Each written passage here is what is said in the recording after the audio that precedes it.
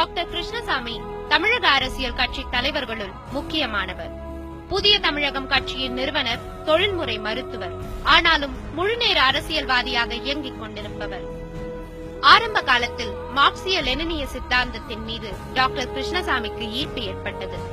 இந்திரா காந்தி நெருக்கடி நிலையை அமல்படுத்திய காலத்தில் துண்டு பிரச்சாரம் வெளியிட்டதற்காக மிசா சட்டத்தின் கீழ் கைது செய்யப்பட்டார் டாக்டர் கிருஷ்ணசாமி. 80களில் திராவிட இயக்கத்தின் மீது டாக்டர் கிருஷ்ணசாமிக்கு ஈடுபாடு உருவானது. திராவிடர் கழகத்தின் முக்கிய தலைவர்கள் பலருடனும் இணைந்து செயல்பட்டார். 1984 தேர்தலின் போது திமுக வேட்பாளராக பொள்ளாச்சி தனி தொகுதியில் போட்டியிட்டார் டாக்டர் கிருஷ்ணசாமி. அப்போது இந்திரா காந்தி அனுதாப அலை வீசிய போதும் சுமார் 2.25 லட்சம் வாக்குகளை பெற்று 2ஆம் இடத்துக்கு வந்தார் டாக்டர் கிருஷ்ணசாமி. 1993ஆம் ஆண்டு தேவேந்திர குல வேளாளர் கூட்டமைப்பை தொடங்கி அதன் தலைவராக செயல்பட தொடங்கினார். கொடியன் குலத்தின் தாழ்த்தப்பட்ட மக்கள் தாக்குதலுக்கு உள்ளான போது அதை எதிர்த்து குரல் கொடுத்தவர் டாக்டர் கிருஷ்ணசாமி. தேவேந்திர குல வேளாளர்கள் மத்தியில் டாக்டர் கிருஷ்ணசாமி செல்வாக்கு பெற தொடங்கியது அதன் பிறகுதான்.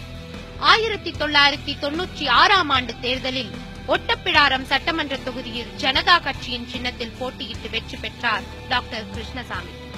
பின்னர் புதிய தமிழகம் என்ற அரசியல் கட்சியை உருவாக்கினார்.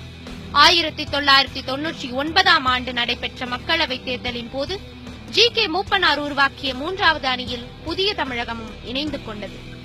புதிய தமிழகம் கட்சியின் சார்பில் தென்காசி தனி தொகுதியில் போட்டியிட்டார் டாக்டர் கிருஷ்ணசாமி.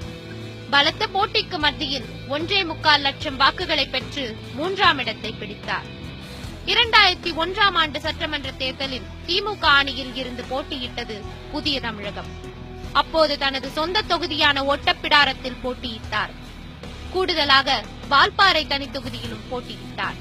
இரண்டிலுமே சொற்ப வாக்குகள் வித்தியாசத்தில் தோல்வியடைந்தார் டாக்டர் கிருஷ்ணசாமி. அதன் பின்னர் 2011ஆம் ஆண்டு சட்டமன்ற தேர்தலில் அதிமுக கூட்டணியில் இணைந்து போட்டியிட்டது புதிய தமிழகம். அப்போது ஒட்டப்பிடாரம் தனி தொகுதியில் போட்டியிட்ட டாக்டர் கிருஷ்ணசாமி அங்கே 25,000 வாக்குகள் வித்தியாசத்தில் வெற்றி பெற்றார். 2014ஆம் ஆண்டு மக்களவை தேர்தலில் திமுக கூட்டணியில் தென்காசி தொகுதியில் போட்டியிட்டு தோல்வியடைந்தார் டாக்டர் கிருஷ்ணசாமி. தற்போது 2016ஆம் ஆண்டு சட்டமன்ற தேர்தலிலும் திமுக கூட்டணியில் போட்டியிடுகிறார்.